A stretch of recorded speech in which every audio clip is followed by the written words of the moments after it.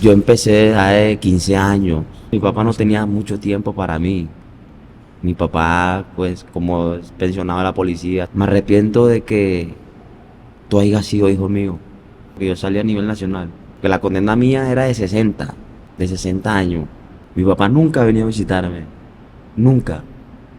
Caí de 21 años aquí. El que me contó fue una víctima de él, sino que fue que se le escapó. Yo lo esperaba por ahí y ahí fue donde lo cogí. Por poquito tuve también a punto de ser herido por él también. Estando en esa vida, son más los que se mueren, los que caen en la cárcel. ¿Sí ves? Maté al pelado por matarlo. Lo maté por no dejar. Y yo por eso tomé la decisión de acabar con la vida de él. Lo malo hay que cortarlo de raíz. Que no me arrepiento de lo que hice. Llevo como 13 años. Llevo 13 años físico. Han habido personas que han demorado 17, 15, 20 años presos y han muerto aquí. O sea, le tengo fobia a esas personas, ¿sí ves? Motro La Soga, Garavito. Conocí a personajes como Rúa. No me queríamos, pero tocó, hermano.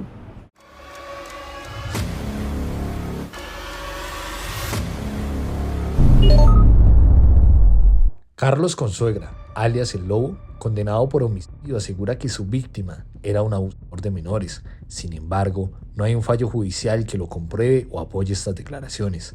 Dejamos claro el respeto hacia la familia de la víctima y a su memoria. Conducta Delictiva reproduce esta historia con el fin de que la vida de Carlos sea un claro ejemplo en lo mal que termina la delincuencia. Es importante que usted la vea hasta el final y la analice. Bueno, bienvenidos a otro capítulo más de Conducta Delictiva. Hoy estamos aquí con Carlos Andrés Consuegra, alias El Lobo, una persona que está por homicidio, condenado a 35 años aquí en la cárcel de máxima seguridad, La Tramacúa, en Valledupar, al norte de Colombia. Y hoy está aquí para contarnos cómo acabó con la vida de Luis Eduardo Novosa. Nos va a explicar acá un poco cómo llega a esa situación, por qué comete este hecho. Lobo, bienvenido a Conducta Delictiva. Muchas gracias. Mi nombre es Carlos Andrés Consuegra. Me dicen el Lobo. ¿En qué trabajaba, Lobo? O sea, yo en la calle era bandido. Me dedicaba al saqueo, a robar, al cosquilleo, a cualquier cosa que me diera dinero. ¿Sí me entiendes? Para poder sostenerme. ¿Ya? ¿Cómo empiezas tu vida en todo este tema del sicariato y de la O delincuencia? sea, yo empecé hace 15 años a joder con armas y a sicariar y a robar. Y pues yo era un estudiante, sino que las malas juntas me llevaron a ese camino de la perdición, malas juntas me llevaron al camino de la perdición, del bandideo y empecé a joder con armas y armas blancas y revólveres y pistolas y me convertí en un sicario. No tuve infancia, lo que tuve fue bandideo, armas, drogas, mujeres, licor, ¿sí me entiendes? Drogas sintéticas, cosas así. Yo aquí trabajé en barrio Pescadito, aquí en Valledupar. Barrio yo trabajé con la banda Los Pelo de Puya, de aquí de Valledupar. Eh, an- Anteriormente se llamaban Los Petetes, ya ellos están muertos.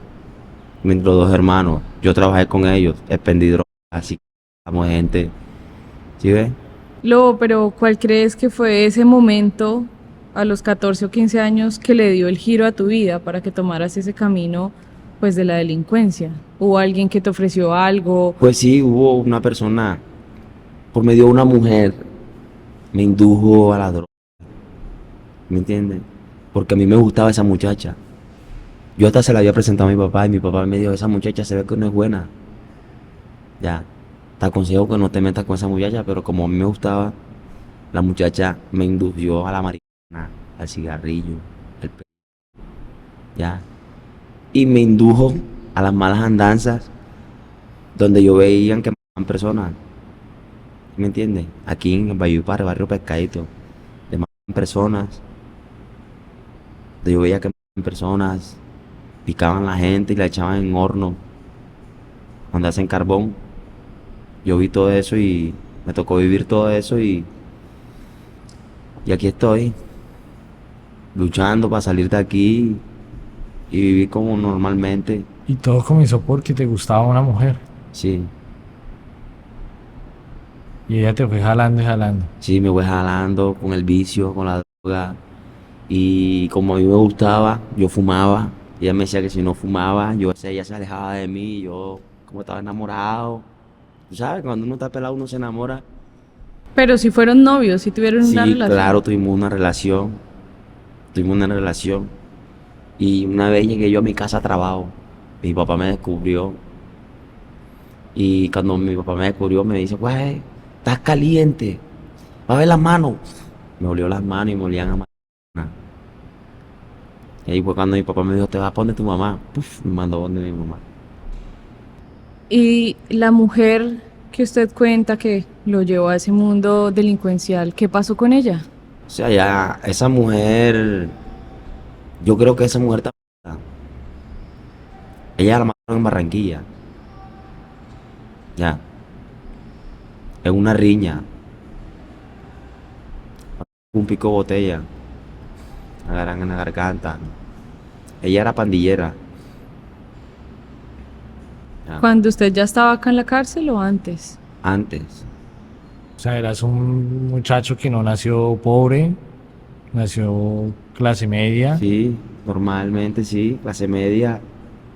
Tuve una vida, cuando era más chamaquito, una vida buena, que mi papá era policía y ya cuando fui creciendo, 14, 15 años, fue que voy cogiendo las malas andanzas y coge armas y esas cosas. Y al final terminaste por ese objetivo perdiendo tu familia. Pues del todo no la perdí, pero sí perdí a mi papá. Mi papá, pues como es pensionado de la policía, sargento, mi papá, al ver que yo caí preso por sicariato y esas cosas, ya él empezó a coger desconfianza de mí, ya empezó a cogerme miedo. ¿Sí me entiendes? La mujer, él es separado de mi mamá. Ya la mujer de él empezó a cogerme miedo. Yo viví un tiempo con mi papá y yo cogía el revólver de mi papá y me lo llevaba para el colegio. Y yo iba a matar a un profesor en Barranquilla de educación física por haberme gritado y haberme agredido con el revólver de dotación de mi papá. Y llamaron a la policía y me cogieron. Y mi papá me fue a sacar del CAI donde yo estaba. Y mi papá se dio cuenta que yo le había cogido el revólver y le había amenazado al profesor y iba a matar al profesor. Después me dijo, ve, deja las andanzas, las malas andanzas, mira que estudia, que yo quiero que tú seas como yo, un policía, tan, no sé qué, no sé cuándo. Pues comencé con las malas andanzas, imagínense. Si no estará mi papá decepcionado de mí, Y tu papá siendo un sargento. sargento de la policía, pues ¿Tú por qué te volviste así? Si o sea, tu papá no estaba muy pendiente de ti, como o sea, mi papá no tenía mucho tiempo para mí. ¿Sí me entienden? Mi papá se la pasaba trabajando día y noche, tarde, madrugada, toda hora. Él no paraba en la casa, ¿sí me entienden? Porque tenía muchas obligaciones, ¿ya? Pero no he perdido todo de mi familia porque tengo mis hijas, tengo mi mamá, mis hermanas que me quieren. Y al único que perdí fue a mi papá y unos tíos. O sea, que me tienen miedo, ¿ya? No, no quieren saber nada de mí ni nada de eso. Luego, ¿y su papá sabía que era sicario? No. El día que mi papá se enteró fue cuando yo caí en la Tramacuba. y al día de hoy él te reconoce como su hijo. Sí, porque tengo el apellido de él. Pero él dice que me desconoce por la forma en que yo actué, por la forma en que yo, la vida en que andé. ¿Sí me entiende? Ya. Entonces mi papá o sea, él desconfía de mí. Él me dice, usted sale de libertad y usted no se viene para acá. Y él te visita. No, nunca ha venido a visitarme. Mi papá nunca ha venido a visitarme. Nunca. Ya, nunca. Y hoy en día mi papá ya está cucho, ya tiene 60 y pico años. Está estudiando, ya él se pensionó, está estudiando Derecho. ¿Y te duele que no venga a verte? Pues claro, porque es mi papá, es mi padre y también me dolió que me dolió que cuando yo caí preso me dijo unas palabras que me dolieron mucho. Me arrepiento de que tú hayas sido hijo mío. Porque donde yo hubiera sabido que tú me ibas a salir bandido, yo no te pongo mis apellidos. Ya. Entonces, cuando yo caí preso aquí en Atramacoa fue cuando él se enteró que yo caí preso porque yo salí a nivel nacional. Salí por las noticias. ¿Sí ves? Entonces eso fue muy duro para él y fue muy duro para mí también. ¿Ya? Para mi familia, que mucho me querían, pues mi mamá me quiere, mis hermanas, mis hijas, que es lo único que me quedan. Mi hermano. ¿Y tu actual esposa quién es? ¿Cómo la conoces? O sea, mi esposa, con la que tengo la niña de 6 años, ella se separó de mí, ella me vino a visitar. Yo tengo 2 hijas con diferentes mujeres. Tengo una de 14 años que la hice afuera y tengo una de 7 que la hice acá adentro. ¿Sí ves? Entonces, ya como vieron que las 2 mujeres mías vieron que me condenaron a alto, que la condena mía era de 60 años. Y apelé y me quedé en 35. Ya. Y como vieron que me condenaron, ellas pensaron que yo no iba a salir más y ellas me visitaban anteriormente. Y como que pensaron que yo no iba a salir más, decidieron marcharse. Y le dije, si usted quiere, puede hacer su vida allá afuera. Yo estoy preso, no sé cuándo salga. ¿Ya? Yo sé que tengo una hija con usted, pero si usted desea hacer una vida afuera, hágala, normal. Yo estoy preso, no sé cuándo salga. Ya. Hoy en día tengo 34 años. Caí de 21 años aquí a la penitenciaría de Valledupar, La Tramacuba. Ahí terminó mi vida psiquiátrica.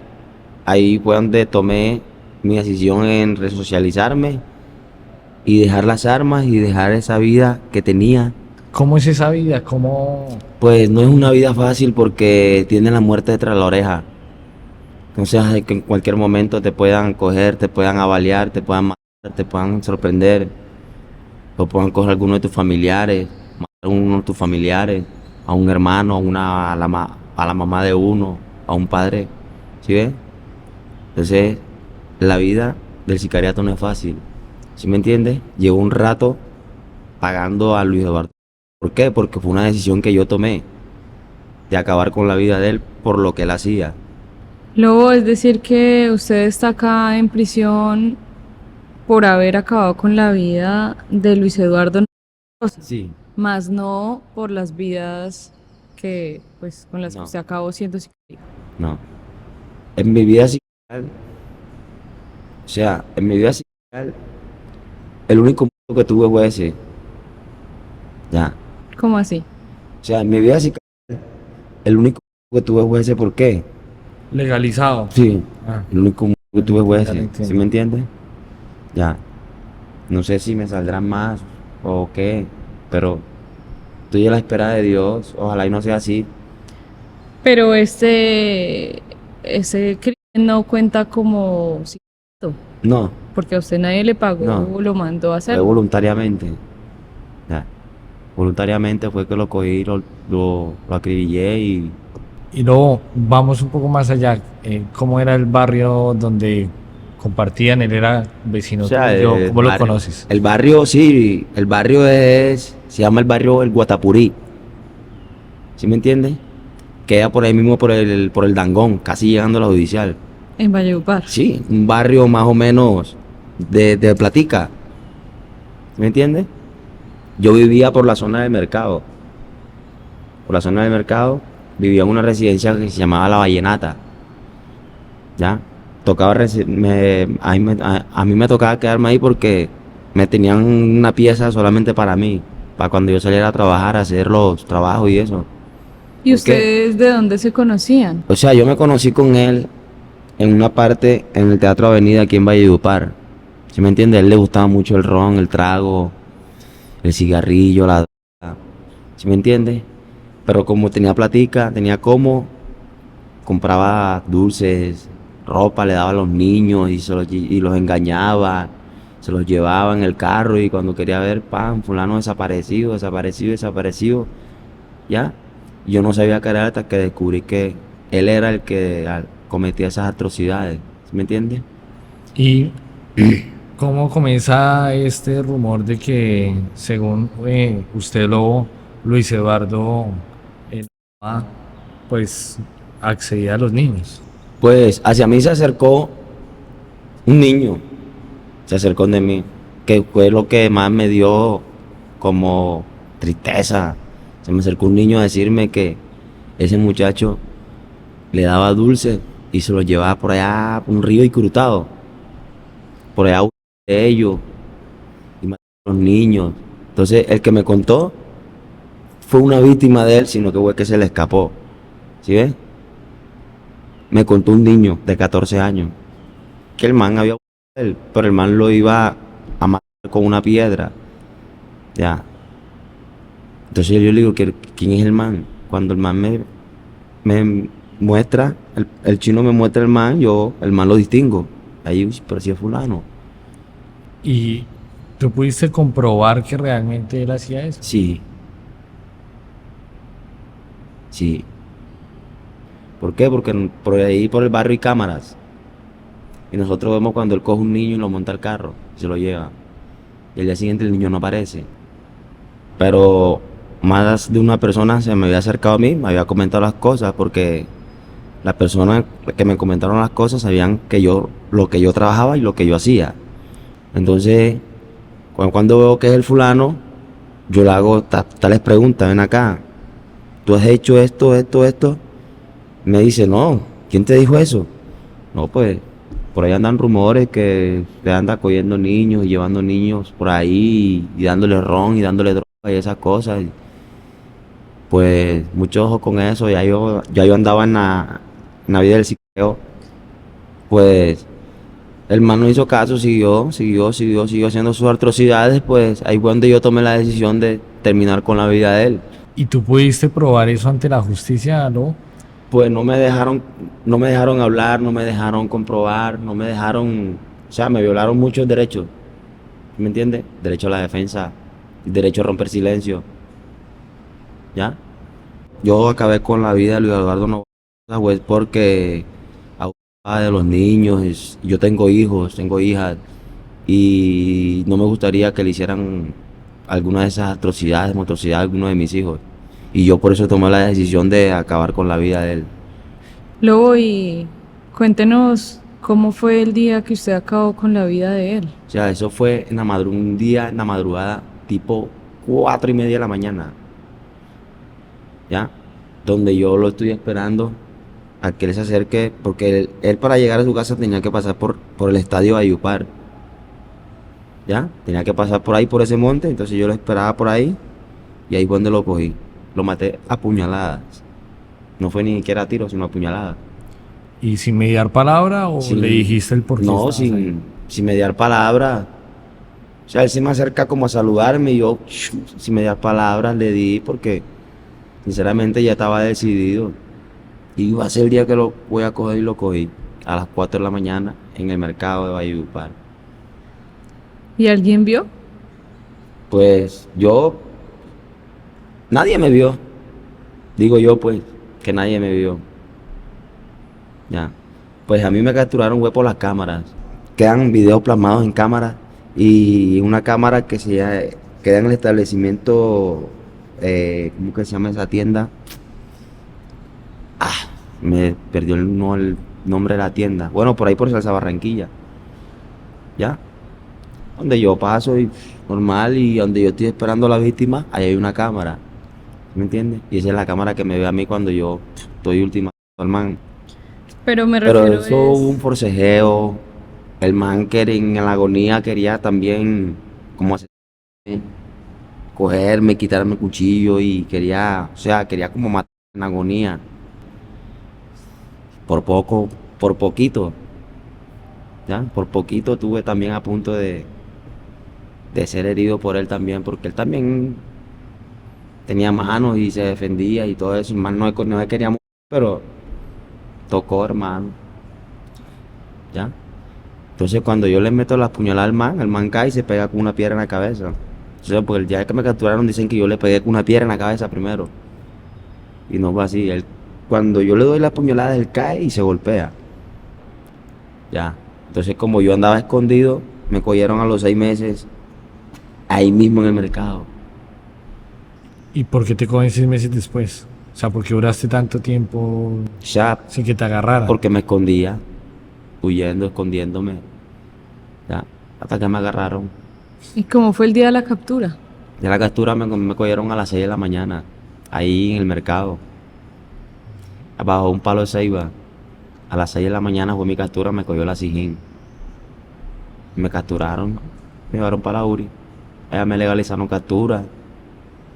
Veí que me tenían dibujado, como en retrato hablado. Pues no pude hacer más nada, porque Y tal vez esa vida, pues de sicariato lo llevó a pensar que nunca iba a estar en una cárcel, ¿no? Pues de pronto ya lleva tiempo o sea, haciendo eso y en esa nunca vida pensó. son muy pocos los que caen en la cárcel. Porque estando en esa vida son más los que se mueren, los que caen en la cárcel. ¿Sí ves? Entonces, a veces hay personas que por no pagarle a uno, ¡pam!, lo clavan a uno, ¿sí ves? Por no pagarle el trabajo, lo joden. Lo mandan a joder, ¿sí ves? Entonces, esa vida no es muy buena. ¿Y qué te dijo la familia de él? O sea, en el momento que me capturan, la familia de él no se acercan de mí, sino la familia de él me decían en audiencia que maté al pelado por matarlo, lo maté por no dejar, pero ellos no sabían qué atrocidades, qué monstruosidades hacía él por fuera de su casa. Él en su casa era Luchito, don Luchito, sí, sí, normal, pero la familia no sabía qué hacía él por fuera de su hogar, ¿sí me entiende? O sea, la familia me miraban y no me decían nada, sino que me miraban con odio, con rencor. Claro que me pueden mirar con odio, con rencor, porque es un ser querido y les duele, ¿sí me entiende? Como a mí, me puede doler también un ser querido. Pero lo malo hay que cortarlo de raíz. ¿Y nunca pensó en las consecuencias? Que de pronto eso lo iba a traer a la cárcel.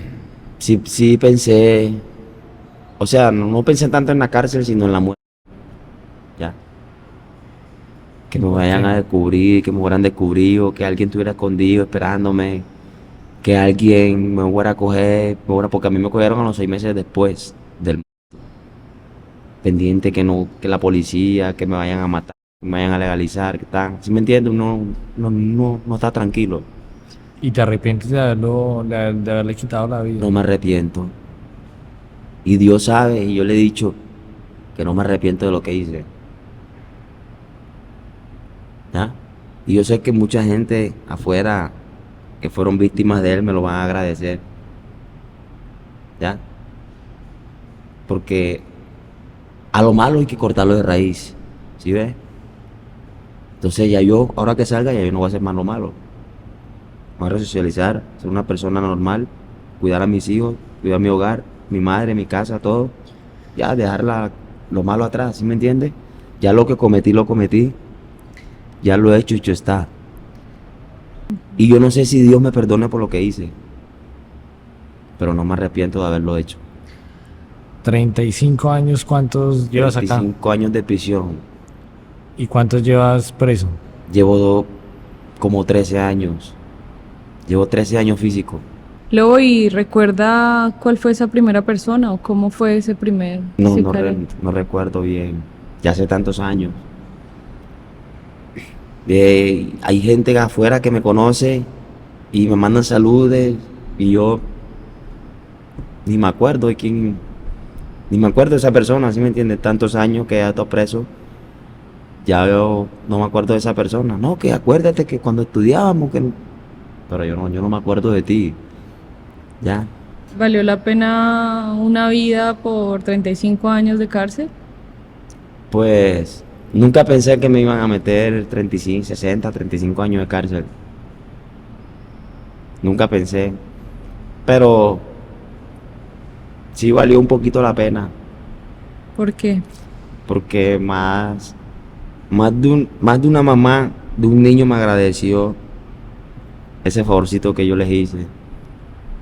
O sea, vecinas del barrio llegaron y Claro. le dijeron, Carlos, gracias por lo que hizo. Sí, gracias, mira que mi hijo, pues, por ese monstruo, le decían el monstruo.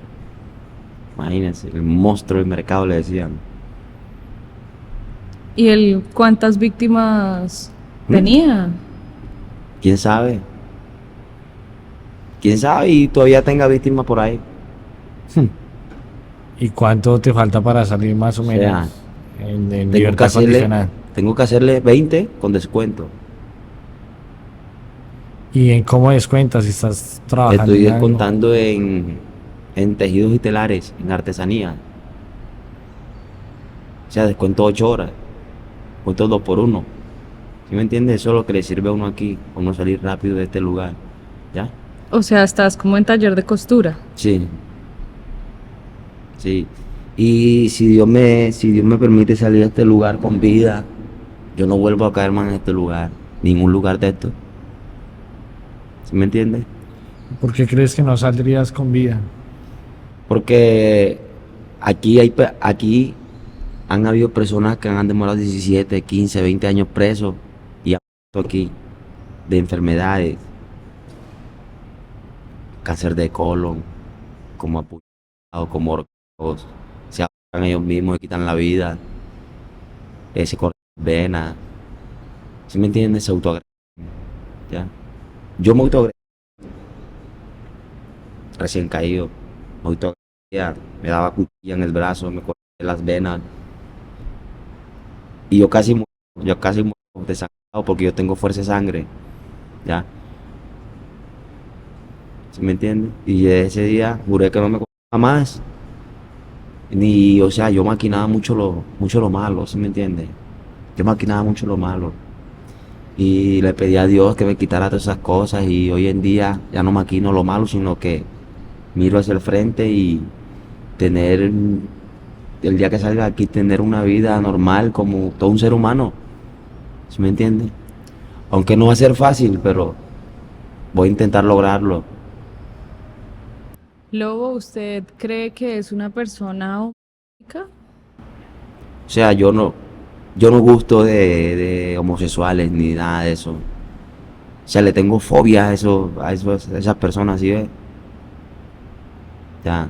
Por alguna razón, Por lo que pasaba, por lo que se me acercó ese niño y me dijo que tal persona lo había cogido, que había cogido muchos niños y pero tú que ya, tienes alguna rabia, odio contra las personas que son gays. o sea, no odio, sino que si son gays, pues que no cojan a los niños, ni los abusen, ni nada de eso, que los niños son sagrados, ¿sí ves? Los niños son de Dios, los niños son sagrados. Entonces, no es que le tenga rabia, sino que no gusto de ellos por la forma en que ellos actúan, en la víctima mía, y en el modo que actuaba para coger, seducir a los niños y violarlos y matarlos, dejarlos por allá, tirarlos al río, esas cosas, ¿sí me entiendes? Lobo, acá en la Tramacúa, pues es donde prácticamente traen a la mayoría de personas que son condenadas por los delitos pues cometidos contra niños. Monstruo La Soga, Garavito, conocí a personajes como Rúa, Ah, sí. Rúa el que mató a la muchacha en Malambo, Atlántico. Él era policía, él era de la SIJIN. Él, él estuvo aquí y todavía está aquí. Y digamos con Garavito, ¿cómo fue su reacción? Porque si usted repele los O delitos sea, contra los niños, a pues él los mantenían aparte, en tratamiento. Ahí es donde meten a los peores violadores. O sea, ellos los mantienen aislados. A ellos no le dan patio así como a uno. ¿Sí me entiendes? Ellos los mantienen aislados en tratamiento. Ya. Ahí están los que matan a los niños, los que matan a las mujeres, los que violan a los niños. ¿Sí me entiendes?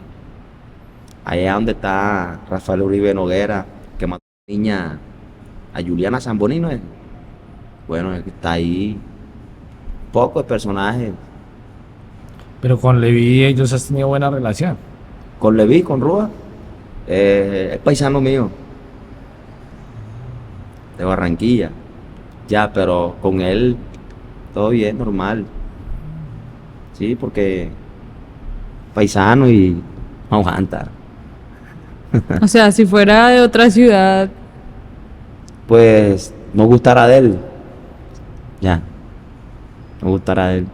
Sí. ¿usted cómo reacciona frente a eso cuando llega un PPL acá? Pues aquí uno no puede tomar justicia por mano propia porque ya le va a un proceso de judicialización. Si uno coge una persona de esas en un penal, la pelea o la llega uno a matar, y ahí uno le viene a correr un proceso penitenciario a uno, o sea, un proceso carcelario interno, donde lo tiene que pagar físico, ya. Entonces genera también muchos problemas. ¿Por qué? Porque una torre lleva operativo, mucha gente tiene sus cosas, entonces más de uno pierde, y ahí es donde va uno paila, no puede vivir en ningún patio después, ¿sí ves? Entonces, cuando llegan personas así que son abusadores y esas cosas, uno se les habla. Vea, hermano, usted aquí está preso, sabe que aquí no puede hacer eso, aquí está con bandidos, viva la suya, oríllese, mi hermano, y ya, más nada, a pagar su canazo. Pues en el tiempo de antes, sí, cogían a los abusadores y los golpeaban, y los ponían a desfilar y esas cosas. A desfilar. Claro, le ponían hilos, cacheteros y esas cosas. En el tiempo de antes. Antes les colocaban que ropa interior, Sí, ¿cómo era eso? ropa interior de mujer le colocaban, los ponían a correr por el patio y esas cosas. En el tiempo de antes, ya a este tiempo ha cambiado. Ya un abusador entra a una torre y normal. ¿Sí me entiendes? No pasa nada. ¿Por qué? Porque aquí en Atramacúa se está haciendo la paz. ¿Sí me entiendes? Aquí hay una mesa de paz. Aquí se está haciendo la paz. Se está resocializando gente. ¿Sí me entiendes? Gente que ha sido muy mala en la calle, como yo. ¿Sí me entiendes? Y yo no sé si Dios me perdone por lo que hice, pero no me arrepiento de haberlo hecho. Bueno, Lobo, gracias por contarnos su historia y a todos ustedes gracias por llegar hasta el final de este episodio. No olviden escucharnos a través de Spotify y si tienen una historia que contarnos, escríbanos a producción conductadelictiva@gmail.com. Nos vemos en un próximo episodio.